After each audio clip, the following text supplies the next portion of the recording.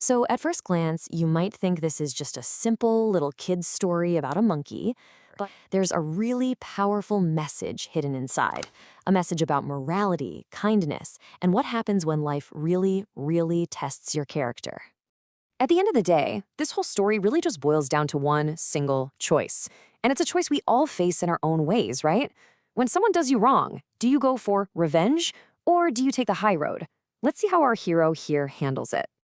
All right, so first up, a monkey's quest. Let's meet our main character and get a feel for how he sees the world. So here he is. This is Springs.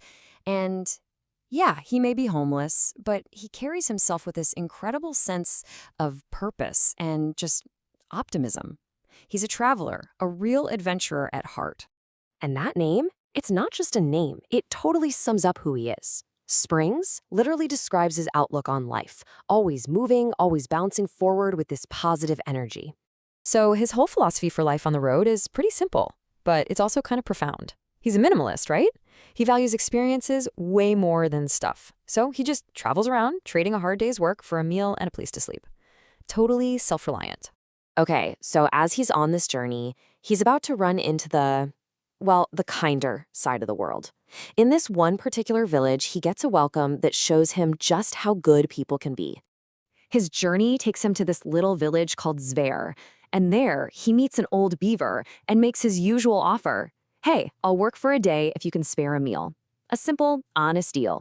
But what happens next is just wow. After a long day of fixing fences and gardening, Springs isn't just handed a plate of food. Nope. The entire village throws a party for him. They treat him like a hero. And this is what makes it so much more than just a simple trade. His hard work actually created a real personal connection. The old beaver didn't just see a worker, he saw a bit of his own sons in Springs. It wasn't a transaction anymore. It was a genuine, human, animal moment. So the whole experience ends with this incredibly warm, heartfelt embrace. Springs leaves not just with a full belly, but with a full heart, and he promises he'll come back someday. This is like the absolute high point of his journey so far, a perfect example of all the good in the world. Right, so he's feeling great, but, we all know the world isn't always that kind. The story is about to take a really sharp, sudden turn, and this is where Springs' entire optimistic view of the world gets put to the ultimate test. I mean, talk about emotional whiplash. One minute he's experiencing this incredible kindness, and the next, bam, out of nowhere, he's attacked. This stark contrast is exactly what kicks off the main conflict of the story.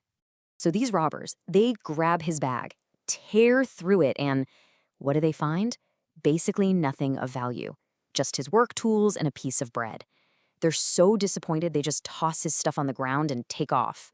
So Springs is okay, physically, but now he's got to be thinking, what is going on? He has just seen the absolute best of people and the absolute worst practically back to back. How do you even begin to process those two extremes? And that brings us right here to the moment of truth. With these two totally opposite experiences fresh in his mind, Springs is about to face a choice that will define everything about who he is. So picture this. He's lost, it's getting dark, he's in this kind of creepy forest, and then he hears something. Voices, shouting for help, piercing through the quiet. He follows the sound, and you're not going to believe this. It's them. The very same two individuals who attacked him just hours before are now trapped and totally helpless at the bottom of a deep pit. I mean, talk about karma, right? The universe has literally handed him the perfect chance for a little payback. They are completely at his mercy. So, what does he do? Walk away? Help them? What would you do in his shoes? And get this, he doesn't even think about it. There's no hesitation, no moment of should I or shouldn't I. He just acts. He pulls out his rope, one of the few things the robbers didn't care about, and he saves them. Okay, so he saved them. The action's over. But now we get to the most important part, the why. Why did he do it? This is where we learn everything about his simple but really profound philosophy. And the robbers, they are just totally confused. I mean, you can hear it in their question. It just doesn't compute for them. In their world, you get what you give, and they gave him cruelty. They can't understand getting kindness in return. And here it is, the core message of the whole story. His answer is so simple, but man, it is powerful. He's saying, yeah, there's good and there's bad out there. But for him, being good isn't something that just happens. It's an active choice. Let's just break that down for a second. He's saying, look, I've been around, I've seen it all. The good, the bad, the happy, the sad. People have been terrible to me. But, and this is the key part, he refuses to let their bad behavior change his.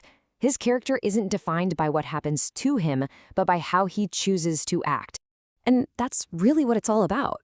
This whole story is like a mirror, right? It's telling us that you can't control what the world throws at you, but you always, always have control over whether you choose to be one of the good people. The story's about a monkey's choice, but it really makes you think about your own, doesn't it?